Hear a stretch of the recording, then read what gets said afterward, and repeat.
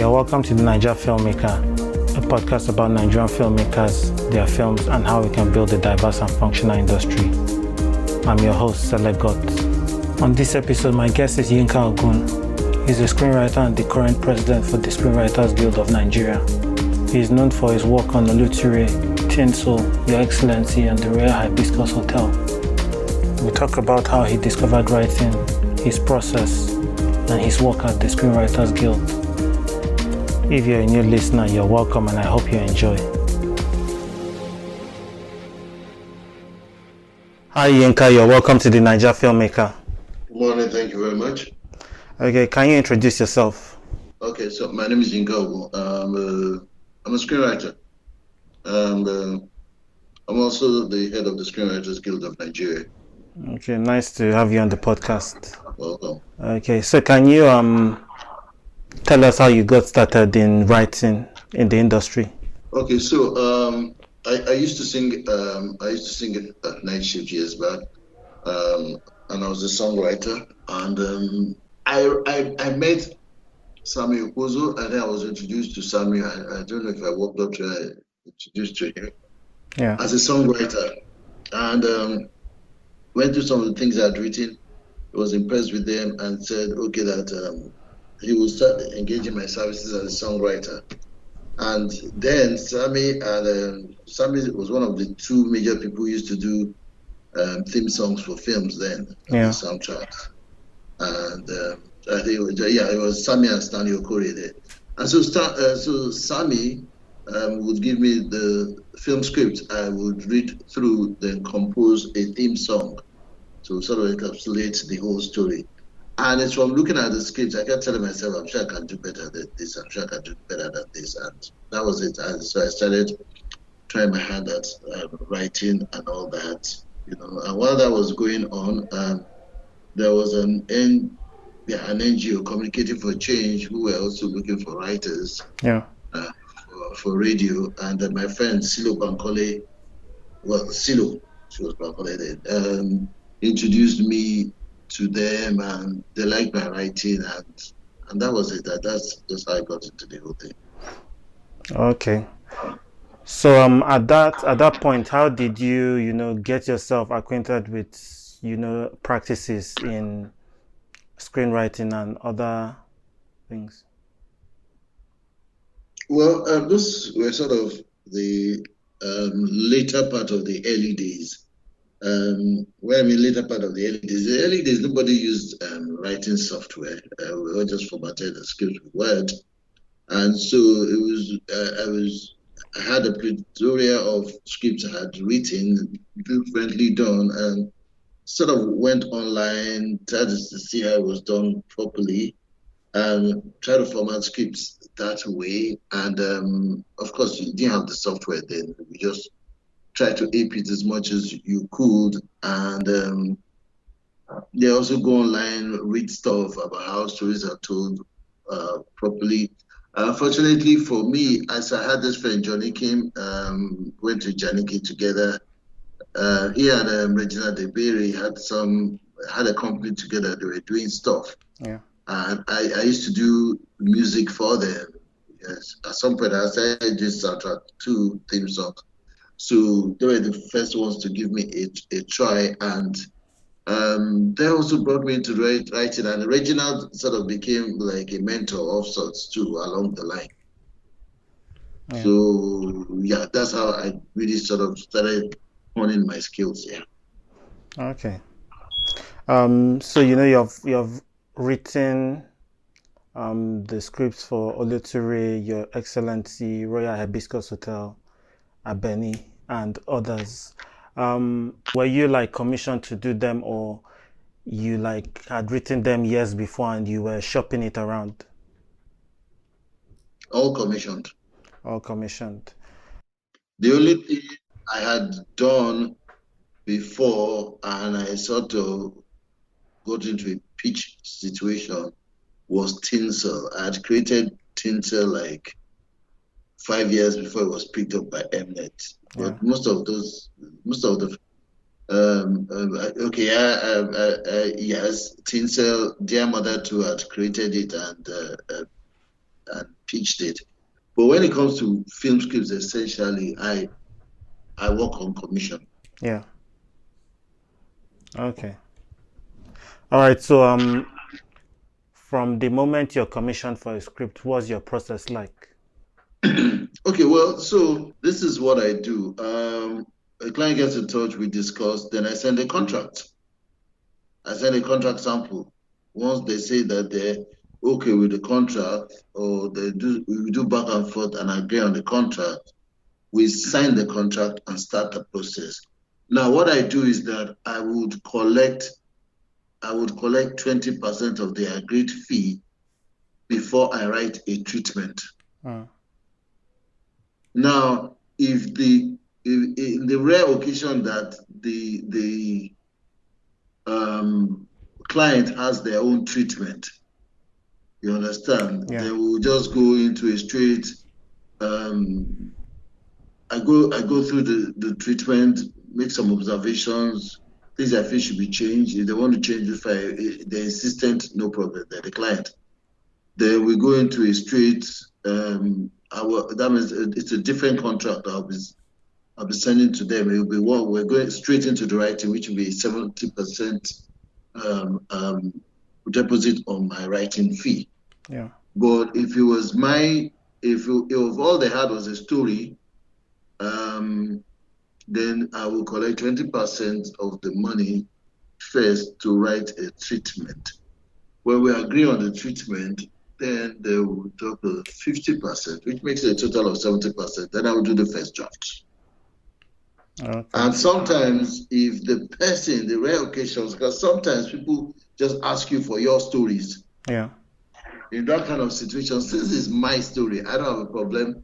I'll send you a treatment. If you like it, fine. If you like it, I'm collecting my 70% upfront after I've sent you the contract. If you don't like it, then we move on. It is my intellectual property, so I don't have a problem.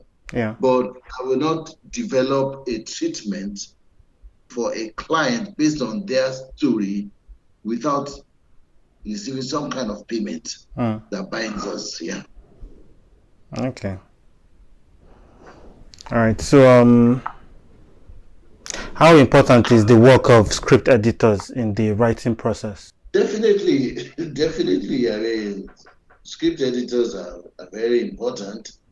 I mean, it's a given. So when you say how important are they, they're very important. Okay, what did they like? Can you give us an example of like situations where they come in like really handy in the whole process? Again, it also depends on, sometimes you have sometimes these rules are slightly different between TV and film. You understand? They're more prominent on TV.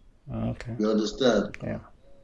So essentially, they're sort of like often they're the ones that sort of like guide the storylining process. You understand? Like you have the basic idea, you have the basic story that you're telling in that series. Most of the time, they're the ones that would actually like take charge of that process. Yeah. With the storylining and all that. You understand? And with this series, I just work with the writers. You understand? Yeah. And make sure that at the end of the day, the scripts are in the I won't want to say perfect, but best possible state for production. Yeah. With writing TV shows, like you created Tinsel and Dear Mother, which went on to be like widely accepted TV shows in Nigeria. How different is the process? Like, so with these TV shows, you probably weren't commissioned. You kind of developed it to a point, and then it was picked up. How do you basically approach TV writing? Okay, so with TV, there are two different ways I work. So I develop shows. I create and develop shows. But I also develop things that other people have created. So now, so the only difference in those two situations is that in one situation, the original idea comes from me, and the next, it comes from the client. Yeah. But what happens is that I now take it through a developmental process. Essentially, you're assessing the backdrop of the story, the characters, the plot, and all that. And essentially, first, you know that so you ask yourself, is this basic idea, how engaging it is and how much potential it has? Because at the end of the day, people overrate the idea. Yeah. Look, you can have a fantastic idea, but if it's not well developed, it's not worth its weight in income. So the developmental process is even more important than the original idea. Yeah. Because sometimes you watch a film and you're like, the idea is nice, but I just don't feel the story. So it was not properly developed. And sometimes you find a story that is not particularly unique. You understand? Yeah. You watch it like, I've seen something like this before, but this is really nice. It's just the way it has been developed. So the developmental process is very very important. The characters, how unique they are there, how different are their voices from each other, how interesting are their journeys. Those are the things that you watch out for. And holistically, the whole thing, I mean, how different is it? Because again, you have to put yourself in the position of the audience. Everything you do is about them, and it affects your exposition too. If I reveal this information before the next, how is it going to affect the viewing experience? What is the man watching going to see?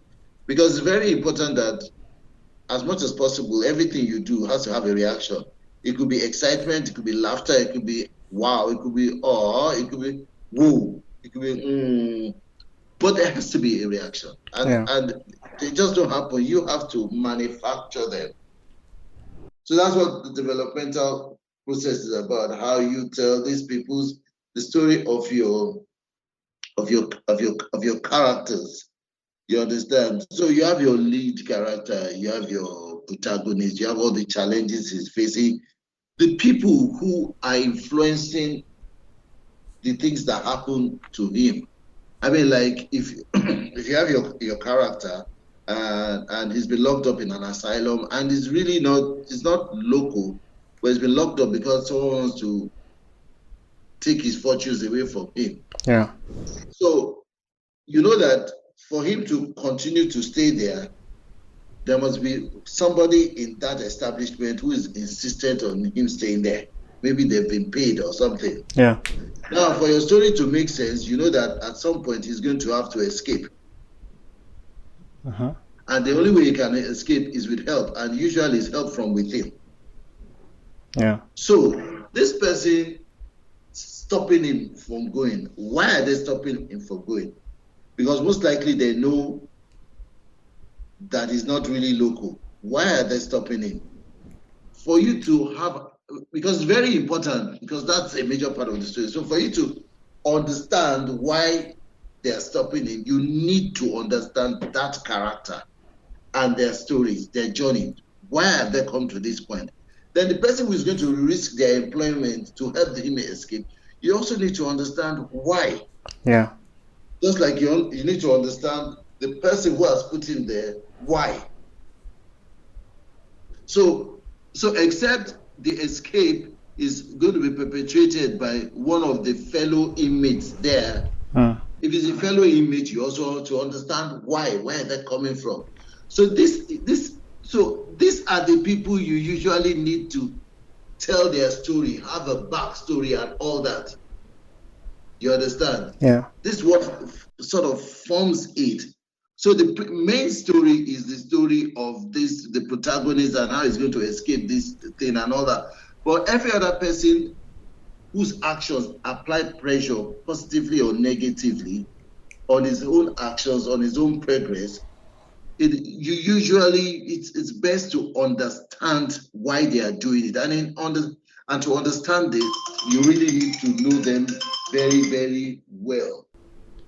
Yeah. So that's it. So that's what the process is about. Okay. You understand? You're doing all this, developing the characters, blah blah blah, and all that. Yeah. Yeah. Okay. So in recent years, a lot of people have decided that getting into the film industry is what they want, and there's an influx of a lot of new writers. But what tends to happen most of the time is that people tend to, like, maybe some producers take advantage of these new writers. How can the new writers protect their interest, protect their copyright? Okay, so you're going to need to be more concise. What do you mean by take advantage of? So in some regard, they are not paid well, and also sometimes their story ideas are credited to somebody else. Okay, so let me be matter factual, and I don't know, I'm probably going to get vilified for this, but for me, what is more of an issue for me is when you're not giving your credit. That for me is more of an issue. Yeah. The former you said, for me, it's not a big deal. It's when you're not giving your credit that is a problem, and that's why, look, I'm the head of the Screenwriters Guild. Any if you're a member, I can authoritatively say, if you're a member of the guild and that kind of issue happens to you and you report to us, we will definitely take it up. We will definitely take it up. Someone has reported situations to me before that I've taken it up with Mnet, African Magic. We will take it up. Yeah. But if we're not a member of the guild, there's nothing we can do. You understand? Yeah. So, but what you initially said, look, there's such a thing as paying your dues. If you go on sites like Mandy and Co., in the United States, there are screenwriters who are offering their scripts just in return for credit. Yeah. Because they know the importance of credit. It's not easy to break out there. So trust me, if you have an opportunity to break out there and the person is offering you peanuts, try and negotiate for more. But look, it's not about making big money. You don't make big money overnight. You need to earn it. You need to earn the credit. So if the person is offering you 5 naira, see if you can get 7 naira. If you can get 7 naira, take it. The credit is more important. Because if it says written by and it's out there, the next time you meet someone and they say, what do you do? You say, I'm a writer. What have you written? You have something to say. Yeah. It's not that I'm a writer. What have you written? I've written a couple of things, but nothing has been shot yet. The person is going to walk away. They don't have time. You're not published. They can't. There's nothing to assess you with. But once you've done one, once you've done two, then they can say, "Oh, really? Oh, that's good." It's a different ball game. Now, when you meet the next person, you can demand more because you're that guy that has written 1 or 2 things in the past. But when you've not written anything, you don't have any major credit, and you're fighting over money. I mean, I'm going to be matter of factual about it. Yeah. It's stupid. It's stupid. First, get the credit. Get out there. Then you gradually start to demand more.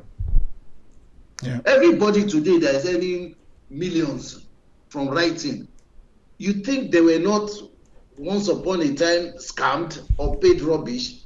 Yeah, when I started, I had to put someone else's name on my script so that it could be sold. Yeah. Because I was a newbie. Nobody was going to take a chance. So I put Reginald Eberi's name on my script as written by him. so that they will buy it and I will eat. We've all walked the walk.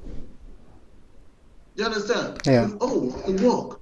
You must. Because let me tell you something, when we were even starting, there were not too many good writers out there. Today, today there's so many writers and so many good ones. So how do you earn your break? Yeah. You have to make sacrifices. You have to make sacrifices. You understand? Even at the point where I was already relatively big, there were still some producers that would take a pay cut to work with. Yeah. Just so it's already that I've worked with this person before. That's what this thing is about. But when it's about money, then I'm sorry, you just find yourself on one level for a very long time. You need to make sacrifices. If you have that TV show idea and a producer that is associated with decent work comes up to you, if it is 50,000 naira is offering you, frigging take it. It's unfair. Ask for more, but if you're not getting more, take the deal. It will be short and short well. It will be out there. Make sure your contract does not joke with your credit. Yeah. So when it comes out, it's written, created by you, written by you.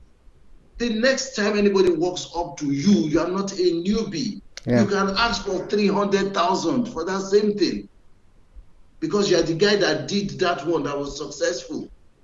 But if you keep refusing these things because that the money was an insult, yes, you will keep your intellectual property, you will keep your pride, and then the years will go by. Yeah. Do you get? Yeah. That's it. Okay. There are also these situations where, a contract is signed, the contract defines your credits in the film, and then when the film comes out, in some instances, you're sharing that credit with somebody else. Like, how would you go about dealing with a situation like that?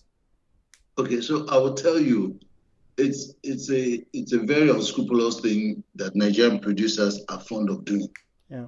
Now I will tell you, it's happened to me too, and I'm not talking about my early days. It's happened in recent times. Yeah. But you see, the thing about when it happens to someone like me is that when the whole world sees my name and sees 2-3 other names, it's obvious I'm the one that really wrote this thing. Yeah. So maybe at one point the producer decides, it will be good to have one scene here where something happens, and they call their sister or their brother. Okay, quickly write a scene, and because of that, they'll put their credit. They'll give their credit and put it beside my name. Yeah. And make it look like we all wrote it. But the truth about it is that the whole world will know that we all could not have written it. It's obvious who wrote it. Yeah. But that is me. That is because of where I've gotten to in my career. The younger person, it will be very confusing when you put the writer's name, put some other names, because they dotted some I across some T's. Yeah. You understand? So in that case, like I said, if you're a member of my guild and you want us to make some trouble, we'll make some trouble. But sometimes it's not advisable to. Yeah. Because again, this thing, you see, you have rules, you have laws, but you also have diplomacy. You also have tact. Yeah. Because if this producer does that to you, and you go back and say, bros, why you do like this? Now, me writer, you can't put all these names and everything. You say, no vex. This now waiting happen. Say, bros, but I don't take the shine come out now. It's not with me. And you guys end it on a cordial note. Yeah. Tomorrow, chances are he will call you to write another job, and he'll be wary of doing it again. But if you turn them to fight, which is easy, if you're a member, you tell us, we'll write a stern warning telling you to change the credit immediately or face litigation, blah, blah, blah. Yeah, he will do it. He will probably change it. But chances are very high that he's not going to touch with a 10-foot pole after that. Yeah. Good. So the bottom line, and the bigger you get, the less likely it's going to happen. And when you reach a particular point, even if it happens, you understand, the whole world is going to know that you wrote it. Yeah. So it really does not matter. You understand? I mean, if you're watching a film, you see written by Tunde Babalola, and there's some two names you don't know. Of course, you know that it was Tunde that wrote it. Maybe the earlier drafts were done by these people. Yeah. Yeah. So it won't matter to Tunde. He won't even think about it. But starting out, it would matter. But you also have to handle it with diplomacy, or else it could backfire. Yeah. And I guess like other ways that people can, protect their work. There's this one where you email yourself the whether the script or the literary work, and this creates a timestamp. No. Hold on. Let's not mix issues here. Yeah. What we're talking about, what you were talking to me about was credit. Credit is different. You're talking about intellectual property ownership now. It's very different. If you have created something, you can go to Copyright Commission. Yeah. You can mail it to yourself and everything. Even email is accepted now. Because in cases of litigation, what the court wants to know is who can show proof of the earliest possession of that property. You understand? Yeah. So those are two different things. A producer sharing your credit with other people is different from a producer claiming ownership of your intellectual property.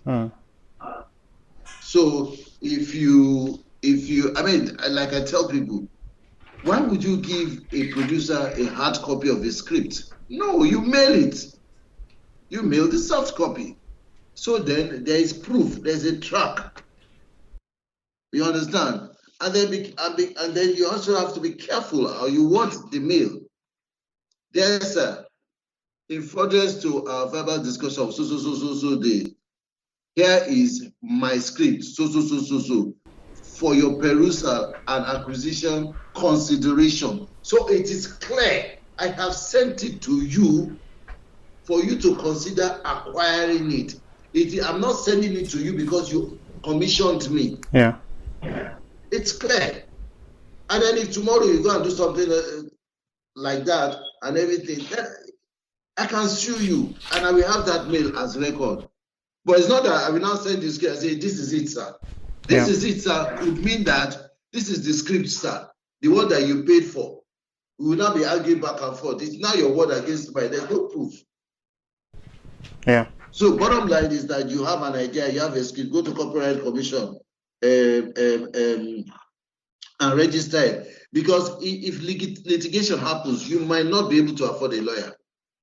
But the Copyright Commission will do that on your behalf. You get? Yeah. So I could easily have just said, oh yeah, do the whole mail to yourself, send to yourself and all those kind of things. Yes. But are you going to represent yourself in court? Are you, new writer, do you have the money for a lawyer? So go and register with Copyright Commission. So that if there's litigation, they will take it up on your behalf. Okay. So can you mention like 3 random facts about you that most people don't know? 3 random what? Facts about you that most people don't know. 3 random facts about me that most people don't know. Okay, well, I'm a singer and I got into screenwriting from I got into screenwriting from songwriting. Okay. And I even think I might just be a stronger songwriter than a screenwriter, really, at the end of the day. Yeah. That's one. Second, okay, I also I own and run a music startup, a music platform for upcoming artists. It's called NaijaNextRated.com. Yeah. What's the third most people don't know. I don't know. Well, most people consider me a recluse, a weird person, but I'm really not that weird. I'm a very regular person. I just have low tolerance for stupidity. Yeah. And so I'm very careful of people I mix with. I like to study people if I get close to them. So I'm not usually very friendly the first time I meet people. Yeah. You understand? But my few close friends will tell you that I'm as regular and I'm probably even more goofy than most people that they know. But you will not meet me for the first time, I think so. And I think I like it. Yeah. Yeah. Okay. Yeah, let's move to the Screenwriters Guild of Nigeria. Can you tell us more about the organization? The Screenwriters Guild of Nigeria is actually the only truly registered body that is dedicated to the welfare of screenwriters in the country. We presently have about 23 chapters across the country. Yeah. That's about 23 states. We're in about 23 states, each with its own state chairman and all that. Usually we have a lot of activities, annual activities, physical activities, but the pandemic, it's just sort of, I'm looking for the right word. It just, let me say, it just messed things up for us. Yeah. But this coming year, we intend to come back with our activities because, look, the truth about it is that virtual activities are nice placeholders, but they don't really achieve as much as physical activities do. Yeah. You understand? When you say people should come for online training sessions, you will find 20 people logged in. If you say a physical training session, you will see 60-something people come to attend. Yeah. It's just crazy. I don't know if it's peculiar to this client or it's a general thing, but that's it. So that's it. We offer training. We offer training. We offer legal support when required. And as a member, you actually have access to a lot of established writers that can mentor you, that you can learn from. Yeah. Yeah. So that's it. And that a lot of people feel that they don't need the guild until they get into trouble. Yeah. They now start rushing, trying to be members. You understand? Yeah. But you need guilds, you need associations, because again, it even helps you because you're in a platform with your peers, your contemporaries, and then your seniors. You mix, and a lot of people get jobs. A lot of announcements. You know what's happening. Who is looking for writers here and all that. So a lot happens when you're a member of the guild. You're not isolated. You make friends with other writers. They call you for other jobs. You become part. You become an integral part of the whole screenwriting family. So yeah, that's us. Okay. So can you talk about some of the guilds, like long-term plans that you guys are trying to implement, and particularly your vision for the guild, where you want to take the guild to? Well, I'd rather not talk long-term plans because one of the pressing things we need to do now is organize an election. Yeah. So the new whatever comes in. I might be part of it. I may not be part of it. So I don't want a situation where I say these are my plans and I'm not part of the next executive, and I sort of will be putting pressure on the next executive to go with things I've said. I would rather not do that. Yeah. But generally, I can speak for the guild generally. Despite who comes in, there are a lot of things that we want to do. We want to form a stronger bond with other guilds. So we can start looking at things like pricing, improve the working conditions, insist that transactions are done legally with contracts and all those kind of things. These are things that, yes, moving forward, these are things we want to do. We also want to really do stuff with welfare, you understand, so that we can set up structures where guild members, if they have needs, do not necessarily have to go public before those needs are met. You understand? If it's health, if it's social, anything, you understand? Those are the general things that we're looking up to. Also, we want to have more of want to take capacity building seriously, be in a situation where we're constantly training people through the year, improving them, helping them improve their art. Because the truth about it is that, like they said, who much is given, much is expected. So if we want our writers to earn more, then they should do more. They should, you understand, they should be better at the skills. So irrespective, we will be going out there to demand that they pay better. It's also important that we improve their skills too. Yeah. So capacity building as well is another angle that the guilds generally would be looking at, irrespective of the people in leadership. Yeah. That will be the general plan. Yeah. Okay. I mean, I guess another thing that the guild could do is, with the universities, most of the courses tend to be quite general, like in the case of mass communications.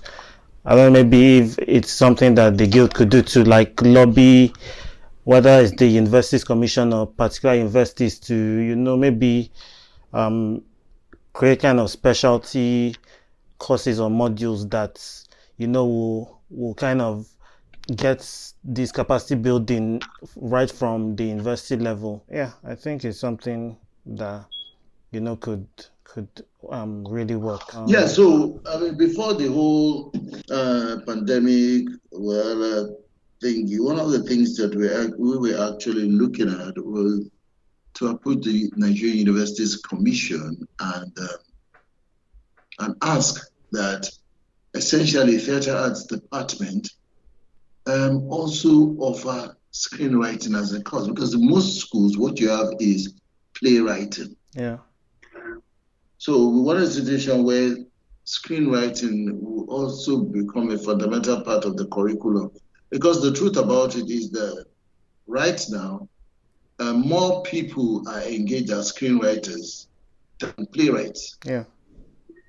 So if you start teaching it in schools, you understand, they would come out and have already attained a level of proficiency that will make it easier for them to be absorbed into the industry, and they start earning a living almost immediately. Yeah. But if you do not teach it, then when they come out as graduates, then they will now have to go and start learning.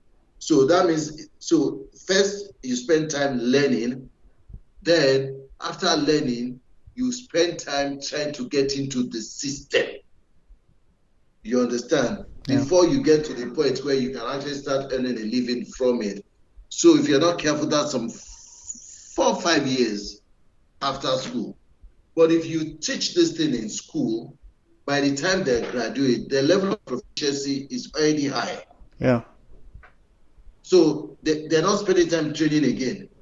They're actually out there entering competitions, responding to call for scripts and all those kind of things. So if in another 1 or 2 years, they're already earning a living as writers. Yeah. So it's one of the things that we were looking into. But I guess we just sort of got distracted with whole pandemic and all those kind of things. Because again, the pandemic is also one of the reasons that our tenure was sort of extended. Because look, if you're going to have an election, it's a physical event. Yeah. And you can have a physical event with people in high-end hundreds, if not thousands. without breaking the pandemic codes and rules. Do you understand? Yeah. So, and of course, we can't do that. So that's why we've had to delay elections and all that. So within the context of that uncertainty and everything, we did not pursue that. But I'm sure that once all this is settled and a new executive comes in, it is something that will be pursued and hopefully concluded. Okay.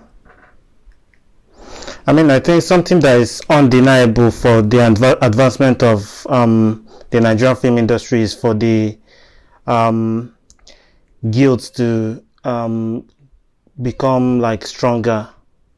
So what would you say to people that are skeptics about the effectiveness of guilds? Okay, so I would tell you what I think. I think it's a chicken and egg situation. It's a dog and its tail situation. You stand on the outside and you say, these guys are ineffective. And then the best part of it is when they quote the United States, when they quote Hollywood, some people say, the Screenwriters Guild of Nigeria, some writers who are not members say the guild is not effective. I mean, look at what the Writers Guild of America did years back. Yeah. They held the industry to a standstill. They paralyzed the system, and then the industry had to talk to them and cave it into their demands. But that can't happen in Nigeria. Of course, it cannot happen in Nigeria. Why did it happen in the States? It happened because every freaking writer belongs to the guild. Now, there are at least, honestly, I know for sure that there are at least 5,000 to 6,000 practicing writers in this country, practicing on different levels. But you have a situation where our own membership has not hit 1,000. Yeah. So what it means is that if we come tomorrow and say, you know what, SWGN is down in tools, none of our writers are working, you have at least 5,000 people out there that are potential replacements. Yeah. So how can we insist on anything? If we say tomorrow now, you must not pay any member of SWGN less than 200,000 for a feature-length script. There are 5,000 people out there that the producers can run to. Yeah. Now imagine if those 5,000 people were part of the guild and we had 6,000 people and we said nobody is going to take less than 200,000 for a script. What options do the producers have? None. You must accept because there are no people to run to. Yeah. Yeah. And maybe the few people that are left to run to are not seasoned, tried, and trusted people. So you must come back and say, okay, you know what? I can't pay 200, but I can pay 150. Then we will discuss. Yeah. But right now, we can't do that because a lot of people are sitting outside, watching from outside and say, these people are not effective. The effectiveness of any guild is its numbers. Yeah. When you have numbers, then you have strength. If you look at Actors Guild of Nigeria. There's so many, they have a lot of members, but there's so many of the new crops of actors and actresses who are not members. So if Actors Guild comes out today and says anybody acting, even if it's a beat part, nobody should be paid less than 30,000. You have at least maybe 20-something or 30-something thousand actors out there who are not the members of the guild that these producers will run to. Do you understand? Yeah. And how many films do you want to picket? But But imagine if all the actors in Nigeria went under the Actors Guild of Nigeria, then nobody would be paid less than 30,000 if you are just on that set for 2 hours. So as far as I'm concerned, that's what it's all about. It's about numbers. It's just how effective, how efficient we can be when the higher amount of practitioners are outside. Yeah. You understand? So that's the issue. Okay. I mean, one way for writers to stand out is, like by recognition. Do you guys have an award ceremony to like celebrate the writers? Okay. This will sound like I'm hiding behind the pandemic, but after we had our last Writers Week, which was in 2020, one of the things that was supposed to happen in 2019, because last year was 2020. Yeah, one of the things that was supposed to happen in 2020 was the unveiling. First, it was supposed to be the unveiling of the Writer of the Year award at the Writers Pally. Then 2021 was supposed to be when we launched the Screenwriters Guild Awards. Yeah. You understand? So it was supposed to be progressive. First, we launched that solitary award at the Writers Pally. The Writers Pally is usually the highlight of the Writers Week. You understand? And then the next year, the whole idea was to have a Writers Award ceremony. Yeah. Where you will give out awards: best producer, best director, best writer in this category, best writer in that category, and of course the highlight of the night will be the Screenwriter of the Year award.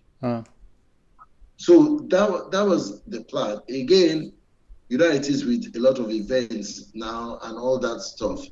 So it's, I mean, I appreciate the fact that you mentioned it. It's a veritable one, and it's something that we had actually thought about, we wanted to do, and hopefully this coming year it will happen. It does not matter the executive that comes in. Yeah. Because again, you have things that are sacrosanct that the guild must do. You have the board of trustees that guides the activities of the guilds, and these are things that are already in the pipeline. So it does not matter which executive comes in, it will be done. So what's that one film or TV series that you absolutely love and you always like go back to rewatch it? If you had to choose that one, which one is that? Is it something I've done or just something anyone I like? Anyone you like. Oh, so I've seen Big Bang Theory episode 1 to 12. I've seen it 3 times. That's season 1 to 12? Yeah. Yeah. Okay. Nice. I've seen it 3 times, from 1 to 12. Okay. So if you had to choose one of the scripts you've written, like which one would that be? The one that you're happiest with the most. Okay, I think it would be Oloture. Yeah. It was a lot of fun. Writing Oloture was a lot of fun. From the research point, when I had to do research into that world, it was a lot of fun. And the fact that we could tell a no holds barred story was also fun. And working with Kenneth, the director, I mean, it was fun. Yeah. It was fun. And seeing the finished product was really nice. So, I think for now it'll be that. Yeah. There's no police for story ideas. Like everybody writes what they want to write. But why do you think, like in the example of Oloture, why should we also tell this kind of stories? Why are they important? Well, first and foremost, you need to reflect society. You need to let people know. So one of our mandates as filmmakers is reflect society, reflect the things happening in society, the positive and the negative things. Yeah. Because remember that film is also a strong and veritable tool for change. Yeah. Good. And so stories like this are very important, because not only Because one, I mean, look at it from different points of view. For parents, it tells you what's happening. Yeah. So you realize, oh shit, this kind of thing is happening. Then for young people who get lured into it, you realize that, oh, this is a dangerous path because it can lead to this. Then for people out there who might actually be innocent and are lured, because I've heard a lot of stories. I mean, after I heard a lot of stories, these things we say they happen regularly. A lot of people are lured. So people are told that they're going to get supermarket work jobs in Europe and all those kind of things, and they go only to become sex slaves. So you need films like this to educate the populace. So you innocent girl that they will just come and say, oh yeah, come and do this job in whatever. You know what to look out for. You know to be double careful. You know to double check before you take these offers. Yeah. You that you even know what you're going there for, and they paint a very rosy picture. Know that it's not as rosy as they're painting. Then you, the parents, when you see some things, when you notice some movements, be very careful because it could be very different from what you think. Yeah. You need to be very careful. When your parents, your words just come and say, I'm traveling. You need to find out. You need to know, why are you traveling? How are you traveling? Where did you get the money to travel? Where are you traveling to? You need to be careful about all these things. So that's one of the benefits of films like that. Yeah. And I guess one story that did so well, like in reflecting society this year, was Emofe. Yeah. Yeah. Okay, so there's this thing like sometimes actors want to improvise, and then you as the writer, you wrote the script in a certain way that the story moves by the actions and the dialogue. What's your take on, sticking to the script versus improvising? Okay, so I'll tell you what. Sometimes, I mean, through the course of my career, I've never been that writer who goes on set, who sits down on set with any production. Yeah. No matter how big the production is. The best I owe any production is that one visit. And I'll tell you why. I've never done that because I try to be not that I'm dispassionate about my work. I mean, there's some scripts I've been very passionate about. But I also know that my work ends with the final draft. Yeah. I have to hand that baby over to the director. Uh-huh. The director takes ownership and control. And so if that actor has improvised and the director is okay with it, then it's none of my business.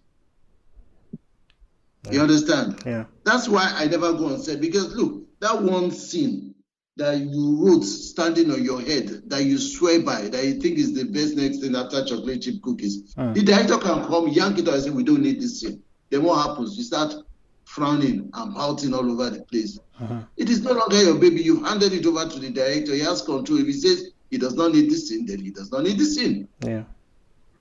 So really, if any actor is improvising, sometimes they improvise and it works. Sometimes they improvise and it's stupid, because at the end of the day, the import of what you're trying to achieve there is lost. But it's none of your business. Yeah. The director is in charge. And if the director does not say anything wrong with it, then drink water and, now, take a chill. Yes. Yeah. Mind your business. Yeah. Okay, so if you are going to compress all the writing or screenwriting advice into 3 tips for aspiring writers, what would you tell them? There are like 75 million advices. But if I was going to, it's not about compressing all of them. Personally, my own personal advice to aspiring screenwriters is get a second source of income. Yeah. Get a second source of income until the time comes when you are making so much from writing is disturbing your other source of income, then you can go into it fully, professionally. Yeah. But until then, don't say you're a professional writer. Write, but don't let it be your profession, because it's tough when you're starting out. It's really, really tough. Yeah. And it's so easy to get frustrated. But if you have a 9 to 5 and you write on the side, you'll be okay until the time comes when you're writing so much you don't have enough time for your 9 to 5, then leave. For me, I think that's the most important advice of all. There are other things I could talk about, but that's very important because I say a lot. I mean, President of the Guild. So I heard the frustrations of a lot of young writers, and most of the most frustrated, I found out that they're trying to be professional writers, and the competition is so crazy out there. There's so many writers. Yeah, it's not the time that you just want to jump into it. You understand? I mean, look at someone like actor Femi Jacobs. I knew when Femi was in FCMB. For a time, Femi was still working and acting. Got to a point where the acting seemed very steady. You understand? And then that was when he left. Yeah. And that's what you do. And I have writers who have worked. I mean, there's a young lady that works very close to me. She used to work in a bank. You understand? It was when the demand for the writing got to a level, she resigned from the bank. Okay, so yeah, we talked about writers also having a second source of income.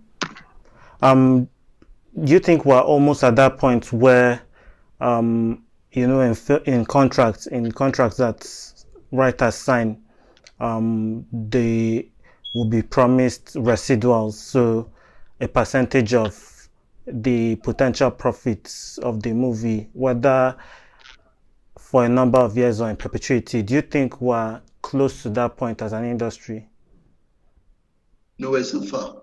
But the only thing you can do now as a writer, go and join the AVRS, or the Visual Rights Society. If you're a member, then they can fight that fight for you. Yeah. You understand? But it's very difficult for you to get any producer who is going to do that. Yes, when you get a certain level, you may be able to twist the producer, especially, you get to a level where the producer needs you as much as you need them. Yeah. Then you can twist. So it can be a function of, you know what, this studio is 5 million. And the guy says, I can't pay you 5 million. So it's 5 million I want. I don't have 5 million. Okay, then what you're going to do is pay me 2 million and give me points. You understand? Give me 1% of profit, give me 2%, 3% of profit. Yes. If the person feels your work is that important to them, they will agree. Yeah. If they don't, they'll continue negotiating. But that's the only way.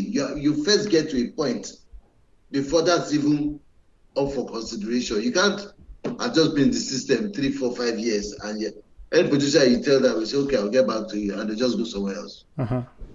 You must have really proven yourself before anybody can even entertain that discussion. But if you join the AVRS and you're their member, any of your jobs, you understand, they will fight for the residual income for you. Okay, that's important. So we're grateful. Like, Nollywood keeps growing. Some of us feel it could grow at a faster rate, but it is what it is. What would you say is important? Like, what is one important aspect that we need to improve as an industry? Honestly, I'm not sure it is so much us, because we started this industry squeezing water out of stone. It has continuously been like that. And despite all the challenges, we've constantly been able to make a mark. Yeah. Generally, production quality has improved. Yeah. People are more professional. people see the need to achieve premium values in their productions now. So if you look at it, it is more about funding and exploitation avenues. Yeah. That's it. That's really more. How can they get more funding to improve their production quality? And then when they do it, how can they exploit it so that they can get commensurate value for their hard work? I think that's all we need right now. And these are not on us as the practitioners. Yeah. It's not on us, yeah. Because we're doing really good jobs now with the little we have. Yeah. So I think it's just about the environment becoming more enabling, and then we will continue to rise up to it. Yeah. I mean, it's another argument, talking about government and what they should do. I feel, like maybe the guilds, different interests can, form lobby groups that influence, government legislation that basically, enables the work the industry does. So whether it's as a lobby group or as a guild, pressuring the different representatives to push certain legislation that, will help. Because on certain levels, there's nothing that can really happen without, governments, putting the right policy. And also, even with public sector funding, most film industries have thrived based on that. Like, for example, the UK and US, I think we could, form these lobby groups and attempt. We don't know when this will happen, considering how our country is right now, but it's something that we could attempt to influence. I think that would also help us as an industry. I agree with you. Yeah. Do you have social media or a website that people can keep up with what you do? Okay. Website is in development as we speak. If you Google me, you can see my IMDb page. I am on Instagram as Naija Writer. All right. Thanks, Mr. Yinka, for coming on the podcast. My pleasure. We have come to the end of this episode. Remember to rate and review the podcast. You can also follow me on Instagram, Twitter, and Facebook at Selega Film, and the podcast at the Naija Film Pod to share your feedback. You can now support the podcast by visiting the website to donate. See you on the next episode. Have a good one.